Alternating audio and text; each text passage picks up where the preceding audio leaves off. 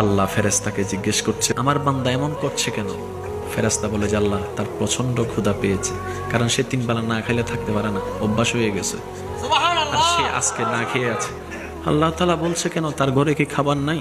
ফেরেশতা বলে যে আল্লাহ, তুমি যথেষ্ট খাবার দিয়েছো, তারপরও খাচ্ছে না কেন?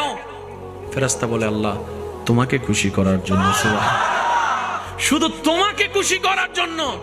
ফ্রিজ ভর্তি খাবার, তার হাত ওখানে যাচ্ছে না, বুক তৃষ্ণায় ফেটে যাচ্ছে, 3টা বোতল আছে ফ্রিজের, সে একটু স্পর্শ করছে না। সে তাকায় আছে কখন তোমার হুকুম আসবে, মুয়াজ্জিন আজান দিবে, মাগরিবের আজানের সাথে সাথে সে খাবারটা খাবে। সুবহান, সে বলছে জান চলে গেলে চলে যাক, আমি রোজা ভাঙবো না, তৃষ্ণায় জিহ্বা বের হলে হয়ে যাক, আমি রোজা ভাঙবো না।